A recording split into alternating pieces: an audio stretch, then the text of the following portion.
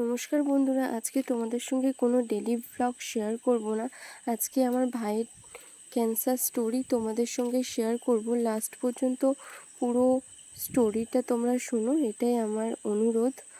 এই যে এটা আমার মা আর এটা আমার ভাইয়ের লাস্ট 11 বছর জন্মদিনে এই পিকগুলো তোলা হয়েছিল। তো বেশ ভালো মুহূর্ত ছিল। এটা আমার দাদার মেয়ে আর দিদির ছেলে আর আমার ভাই আর আমি। তো হঠাৎ একটা ঝড় এসে সব কিছু ওলটপালট করে দিয়ে চলে গেল। ভাইয়ের 15 দিন হঠাৎ খুব জ্বর, এর আগে কোনো দিন এরকম জ্বর হয়নি। তো মেডিসিন খেতে ঠিক হয়ে গেছে। আর এই যে ব্লাড ক্লট হয়ে গেছে দেখতে পাচ্ছ। ক্রিকেট ফুটবল মানে ভীষণ ভালোবাসতো। তো ক্রিকেট খেলতে গিয়ে একটা মানে ওর দাদা সম্পর্কের হয়, বলটা মেরেছিল। তো তার জন্য এরকম একটা জায়গায় ক্লট খেয়ে গেছে, সেখান থেকে পুরো পাটাই ক্লট হয়ে গেছে।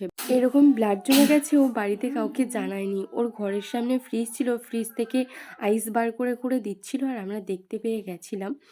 তো দেখার ফলে ওখানে না আমরা আইস দিচ্ছিলাম, দেওয়ার পরে কিছু ঘন্টা পর ও দুটো চোখে ব্লাড জমে গেল। আমরা কিছু বুঝতে পারলাম না।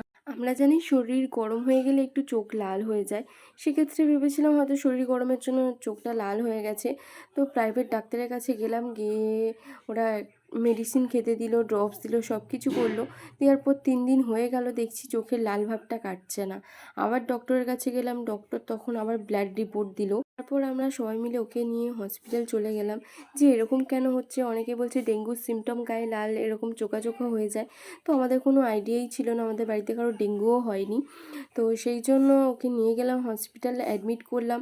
ফার্স্ট দিন ব্লাড নিল, সেটা রিজেক্ট হয়ে গেল। সেকেন্ড দিন নিল, সেকেন্ড দিন যখন ব্লাডটা নিল তখন আমরা আমাদের প্রাইভেট ব্লাড রিপোর্টটা পেয়ে গেছিলাম। তখন ওই রিপোর্টে এসেছিল লিউকোমিয়া। মানে আমাদের তখন মাথা অলরেডি মানে খারাপ হয়ে গেছে। তারপর ভাবলাম হসপিটালের রিপোর্টের জন্য ওয়েট করি, দুটো রিপোর্ট যদি সেম হয় তাহলে আমরা কিছু ডিসিশন নেব। 27/2/2024 আমরা কনফার্ম রিপোর্টটা পাই। তারপর সেখান থেকে আমরা সিএমসি ভেলোরে অ্যাপয়েন্টমেন্ট করাই। তো সেটা ছিল 4 তারিখে আমাদের অ্যাপয়েন্টমেন্ট ডেট পেয়েছিলাম, কিন্তু আমরা অতটা লং টাইম আমরা কি করব ডিসাইড করতে পারিনি। ওকে নিয়ে চলে গেছিলাম কলকাতার একটা প্রাইভেট হসপিটাল, সেটা অনেকেই চেনো, সরজগুপ্তা ক্যান্সার ইনস্টিটিউট। পুরো নামটা আমার ঠিক মনে পড়ছে না, এরকমই হবে।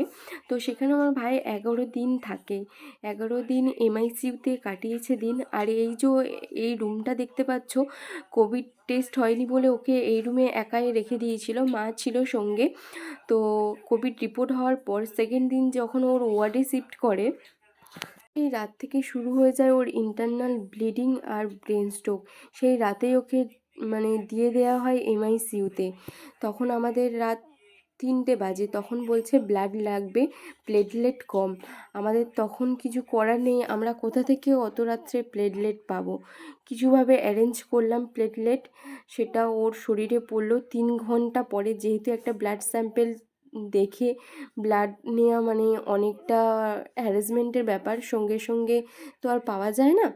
তো আবার দাদা যে কোনো পুকুরে ব্লাডটা মানে অ্যারেঞ্জ করে তো জমা দেওয়ার পরে ব্লাড চলার পর না, ও মানে ফার্স্ট টাইম ওর শরীরে ব্লাড পুশ হচ্ছে, তো ও উন্মাদ হয়ে গেছিলো।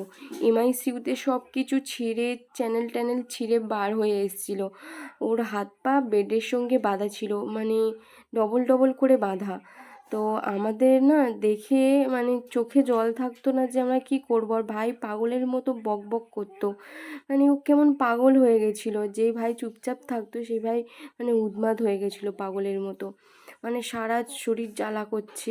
আর ক্যাথেটার পরানো ছিল, তো আরও শরীর ওর মানে ও পাগল হয়ে যাচ্ছিলো। তো আমরা চোখের সামনে এগুলো, যেহেতু আমাদের কাছে ভিডিও ক্লিপ তোলা নেই, সেই মুহূর্তে আমাদের মানসিক অবস্থা প্রায় মানে কি বলবো, মানে কিছু বলার শক্তি ছিল না আমাদের। শুধু ডাক্তারই ভরসা ছিল, যে ডাক্তার যা করবে তাই।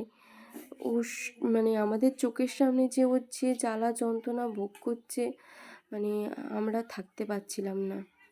8 দিন ওকে এমআইসিউতে রাখা হয়। তারপর 8 দিনের মাথায় ওকে বার করে দেওয়া হলো জেনারেল ওয়ার্ডে। তো সেখানে 2-3 দিন থাকতে মানে প্রত্যেকটা রাতে ওর ঘুম হতো না। বুকের যন্ত্রণা, মাথা যন্ত্রণা, পায়ে ব্যথা, বিভিন্ন ধরনের মানে যত কিছু ওর হতো। মাও থাকতে পারতো না চোখের সামনে দেখে। মা সারাক্ষণ বলতো যে কোথাও নিয়ে চল আরও ভালো জায়গায়। যেহেতু ভাইয়ের 85% ব্লাস্ট হয়ে গেছিলো, 85% থেকে আবার চলে এসছে 97.7% ব্লাস্টে। ওকে শেষ পর্যন্ত দেখো আমার ভাই এরকম পাগলের মতো করছিল। তো ওর রিপোর্টগুলো নিয়ে চলে যাওয়া হয় বম্বেতে। বম্বের একটা ডাক্তার সাজেস্ট করে, যেহেতু ওর ইন্টারনাল ব্লিডিং, ব্রেন স্ট্রোক হয়ে গেছে, তো ডাক্তারবাবু সাজেস্ট করলো যে ওকে এই মুহূর্তে যদি নিয়ে আসা যায় বম্বেতে, খুব রিস্ক নিয়ে আনতে হবে। আর ফ্লাইটে উঠতে গেলে যে ব্রেনের মধ্যে অক্সিজেনের ঘাটতি পড়ে যায় মানে আমাদের শরীরে, তো সেক্ষেত্রে আমরা ওকে নিয়ে যেতে পারলাম না, কারণ ইন্টারনাল ব্লিডিংয়ের কারণে সিটি স্ক্যানে দেখা গেছে ওর মাথার মধ্যে, ব্রেনের আশেপাশে ব্লাড জমে রয়েছে। সেই জন্য আমরা ওকে রিস্ক নিয়ে গেলাম না। ওরাই সাজেস্ট করলো যে ওকে নিয়ে চলে যাও, আমাদের কলকাতায় একটা ব্রাঞ্চ আছে টাটা, তো সেখানে নিয়ে চলে যাও। আমরা ইমিডিয়েট সেখান থেকে অ্যাম্বুলেন্স করে সেই 11 তারিখ রাত্রে ওকে বার করলাম সরোজগুপ্তা হসপিটাল থেকে, নিয়ে গেলাম টাটা হসপিটালে। ফুল অ্যাম্বুলেন্সের মধ্যে যেরকমভাবে নিয়ে গেলে সেফটি হবে সেরকমভাবে আমরা ওকে ফুল সেট আপ করে নিয়ে গেলাম। তো এই অ্যাম্বুলেন্সের মধ্যে কী ভয় পাচ্ছি, যদি কিছু হয়ে যায়, যদি কিছু হয়ে যায়। 97.7% ব্লাস্ট, আমরা ভয় পেয়ে গেছি। তো এখানকার টাটার ডক্টররা বললেন আপনারা ইমিডিয়েট নিয়ে আসুন, ওকে সোজা আমরা ভেন্টিলেশনে রাখবো। তো ওকে আমরা দেখো নিয়ে এসেছি। নিয়ে আসার পরে অ্যাম্বুলেন্স থেকে যখন নামাই, সেখানে কিছু মুহূর্ত আমাদের তোলা ছিল ভিডিওর ক্লিপে, তো সেটা তোমাদের সঙ্গে শেয়ার করছি। মানে আমাদের যে কী হচ্ছে শরীরের মধ্যে তোমাদেরকে বলে মানে বোঝাতে পারবো না। তো যে কোনো প্রকারে ওকে নিয়ে আসা হলো। নিয়ে আসার পরে আমরা টাটা মেডিকেলে ওকে ঢোকালাম।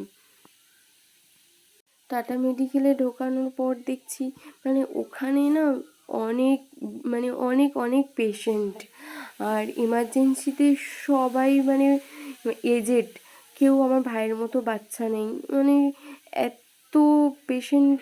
আর তার মধ্যে থেকে মানে ভাইয়ের, যেহেতু ভাই বাচ্চা 12 বছর বয়স, ভয়ও করছে যদি কারোর কিছু ওর মধ্যে ছড়িয়ে যায়, যেহেতু ওর শরীর এখন উইক। তো যে কোনো প্রকারে ওখানে যা প্রসেস ছিল, 50,000 টাকা দিয়ে ওকে আমরা অ্যাডমিট করালাম ফার্স্ট টাইম, ওই রাত 11টার সময়। সেটা ছিল 11/3/2024। নিয়ে এসেছিলাম সন্ধে 8টার সময়, আর ওকে ভেন্টিলেশন মানে পিকুতে রাখা হলো, তখন বাজে রাত 12টা। সব কিছু কমপ্লিট করে আমরা ওখান থেকে বেরালাম রাত 1:30টার সময়। তো ভেন্টিলেশন ওকে 7 দিন রেখেছিল। ভেন্টিলেশনে থাকাকালীন ওকে বোন ম্যারো রিপোর্ট করলো। বোন ম্যারো রিপোর্ট করে তো 7 দিন কমপ্লিট হয়ে যাওয়ার পর ওকে ওয়ার্ডে শিফট করলো, জেনারেল ওয়ার্ডে। শিফট করার পরে ওর ফার্স্ট কেমো সাইকেল স্টার্ট করলো। তো ওর সারা শরীর, মুখ, সব জায়গায় ব্লাড ক্লট হয়ে গেছে। মানে মুখ, চোখ, মানে ওর দেখলে, ফেসটা দেখলে বুঝতে পারবে তোমরা, মানে পুরো ফেসেও ব্লাড ক্লট হতে থাকছিল ওর। তো সেই জন্য ডাক্তারবাবুরা ডিসাইড করলো ফার্স্ট ওর বোন ম্যারো রিপোর্টটা করে ওর কেমোটা স্টার্ট করতে হবে। তো ফার্স্ট কেমোটা ওর স্টার্ট করলো। ভাই যখন জেনারেল বেডে শুয়ে আছে, আমরা ভিজিটিং আওয়ার্সে দেখতে গেছিলাম, তো আমি কিছু পিক তুলেছিলাম, সেই পিকগুলো শেয়ার করলাম। দেখো ফার্স্ট কেমো চলার পর ওই যে ভাইয়ের মুখে কালো ছোপ ছোপ দাগগুলো হয়ে আছে না, ওগুলোর ব্লাড ক্লট হয়েছিল। ফার্স্ট কেমোর পর ভাই এই যে হাঁটা দেখে আমরা সত্যি ভীষণ খুশি হয়েছিলাম। আর ভাইয়ের পেটটা না একটু ফুলেছিল, কেন জানি না, মানে যা খেত আর কি, পেটে একটু ব্যথা হতো। তো একটু ধরে ধরে হাঁটানো হলো। হাঁটানোর পর ও বলছে আমার কষ্ট হচ্ছে, আবার ওকে বসিয়ে দেওয়া হলো। মা হাত ধরে ধরে হাঁটাচ্ছিল। তো ভাই 2 মাসের বেশি হয়ে গেছে যে কিছুই খায়নি, ভাত বলে কি জিনিস ওর পেটেও পড়েনি। তো দেখতে পাচ্ছ এই দুধটা ওর করে দেওয়া হয়েছিল, দুধটা খাচ্ছিল, তারপরে রেস্ট করছিল। মানে আমার ভাই যে কতটা শক্তিশালী, কিভাবে খেলাধুলা করতো বন্ধুরা, তোমাদেরকে কি করে বোঝাবো। মানে সেই ছেলে আজকে এরকমভাবে বসে আছে, মানে আমাদের ভাবলে চোখে আর জল থাকে না যে আমার কত মানে স্বাস্থ্যবান ছিল। আমার ভাইয়ের 60 কেজি ওয়েট ছিল, এখন আছে আমার ভাইয়ের 48 এরকম সামথিং আছে ওয়েট। তো ভাইয়ের নখ 2 মাসের বেশি হয়ে গেছে, ভাইয়ের নখ টোখ কিছুই কাটা হয়নি। আর নখ বড় হয়ে না পায়ে ব্যথা হয়ে গেছে, তো সেই জন্য আমি কেটে দিচ্ছিলাম। মায়ের তো হাত দিতেই দেয় না ভাই, মাকে কাটতে দেয় না, তো আমি অনেক জোর করে কেটে দিচ্ছিলাম। কিন্তু কেমোর ফার্স্ট সাইকেলেও শুরু হয়ে গেছে, সেই জন্য ওকে ফার্স্ট কেমোটা দিয়ে ওকে ডিসচার্জ করে দেওয়ার কথা বলেছে। তো ওকে ডিসচার্জ করে ওখান থেকে একটা সংস্থা আছে সেন্ট জুড বলে, সেখানেই আমরা রাখবো আর কি। যেহেতু বলেছে 10-15 মিনিট ডিস্টেন্সে ওকে রাখতে, আর আমাদের কেউ রিলেটিভসও নেই যে তাদের বাড়িতে রাখবো, সেই জন্য ওকে ডিসচার্জ করে সেন্ট জুডে নিয়ে চলে আসলাম। আর এই যে ভাইকে নিয়ে চলে আসলাম। তো ওই ভাইকে বললাম একটু হাঁট কষ্ট করে, মানে হাঁটলে কষ্ট হচ্ছে। 2 মিনিট হাঁটার পর মানে একটু দাঁড়িয়েছিল, তারপর ওকে আবার নিয়ে যে ওর যেই রুমে থাকে সেই রুমে নিয়ে চলে যাওয়া হলো। তো সত্যি বলতে মানে ভাইকে এরকম 2-2.5 মাস পর দাঁড়িয়ে থেকে দেখে মানে ভীষণ মনটাকে হালকা লাগছে, আর মনে হচ্ছে যেন ওই রোগ ওর মধ্যে নেই। ঠাকুরের কাছে প্রে করছি যেন আমার ভাইয়ের কিছুই হয়নি, কিছু একটা হয়েছে যার জন্য বাইরে ট্রিটমেন্ট নিচ্ছে, আবারও সুস্থ স্বাভাবিকভাবে বাড়ি ফিরে যাবে।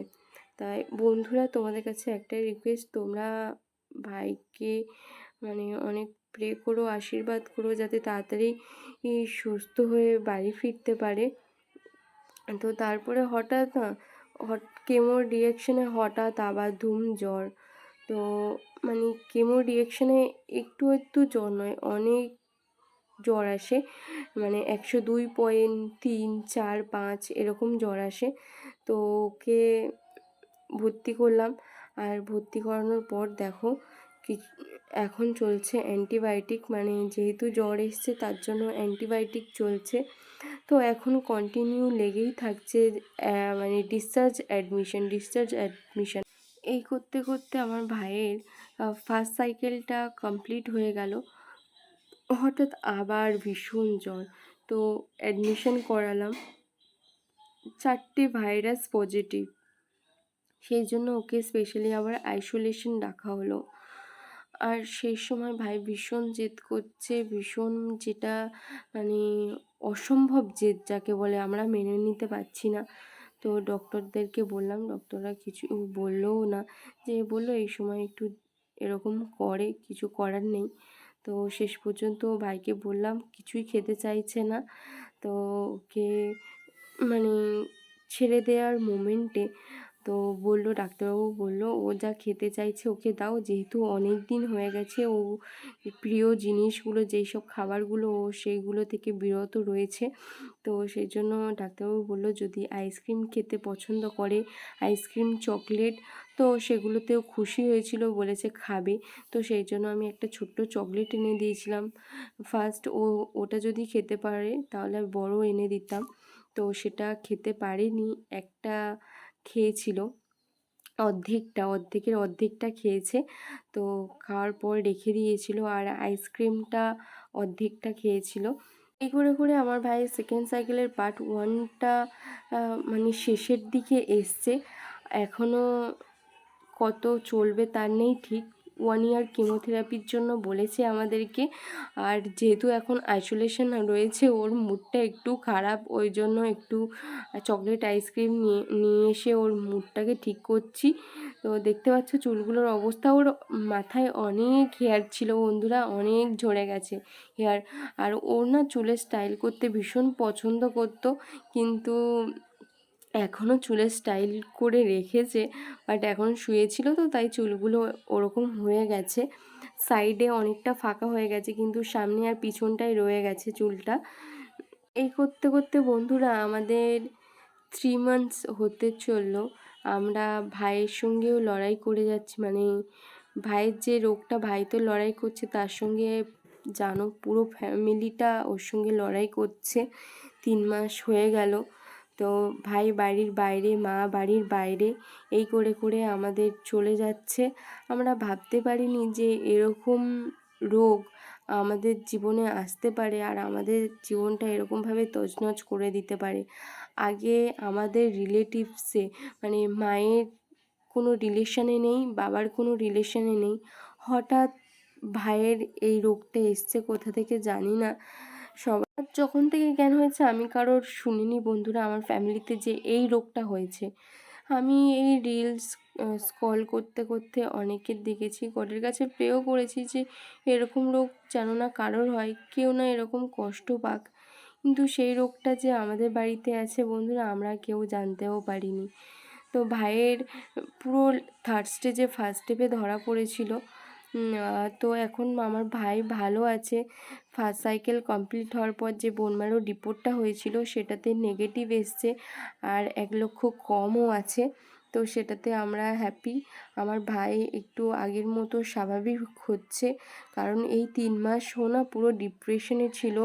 ওর মাথা মানে ও এতটা পরিমাণে উত্তেজিত হয়ে যেত না, আমরা সেটা ভাবতে পারতাম না। মানে ওকে আমরা কিছুতেই সামলাতে পারতাম না।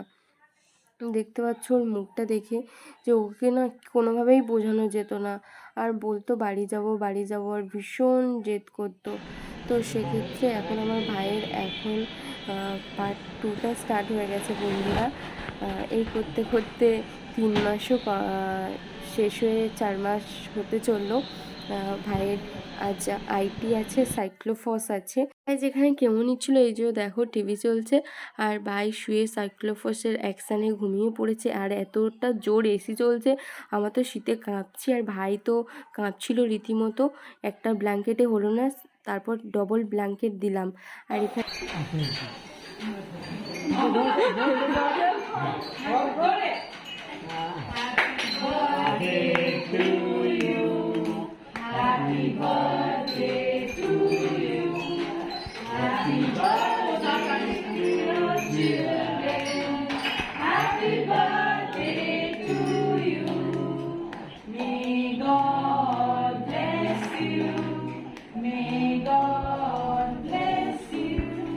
Happy birthday, dear children.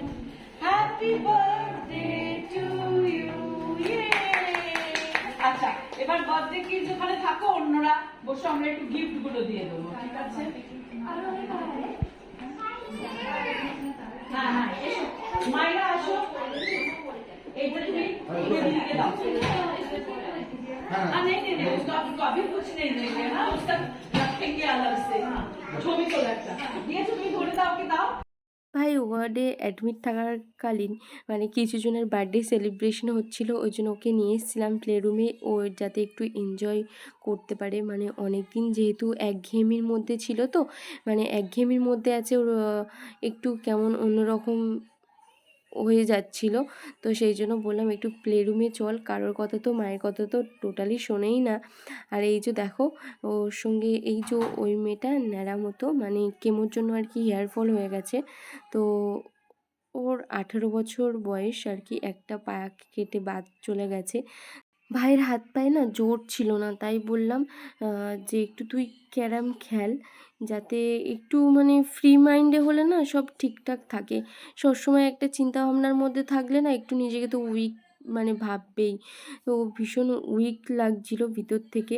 তো আসতে গিয়ে বললাম তো পড়েও গেছে। খেলাধুলার পরে ওকে নিয়ে চলে গেলাম ওয়ার্ডে। তো ওয়ার্ডে দেখছি হেয়ার স্টাইলটা এরকম করেছে, তো ভাই একটু খুশি খুশি ছিল। আমি বললাম একটু হাস, তোর একটা পিক তুলি। তো পিক তোলার পরে ওকে দেখো সাইটারাবিন ইঞ্জেকশন চলছে। তো এখন যাই হোক বন্ধুরা, আমি ব্লগটা আমি স্টোরিটা এখানে এন্ড করছি। জানি না তোমাদের সঙ্গে কতটা কি শেয়ার করতে পারলাম, কিন্তু মানে ঠিকঠাক আমি গুছিয়ে হয়তো বলতে পারিনি। আমাদের জীবনে ঘটে যাওয়া ঘটনা তোমাদের সঙ্গে শেয়ার করলাম। জানি না কতটা কি এখনও হতে চলেছে আমাদের সঙ্গে। তো বন্ধুরা, তোমরা সাপোর্ট না করলে আমরা এগিয়ে যেতে পারবো না। আমাদের চ্যানেলটিকে সাবস্ক্রাইব করে পাশে থাকা বেল আইকনটিকে বাজিয়ে দিও, যাতে সবার আগে নোটিফিকেশন তোমাদের কাছে পৌঁছে যায়। তো ততক্ষণ তোমরা সুস্থ থেকো, ভালো থেকো।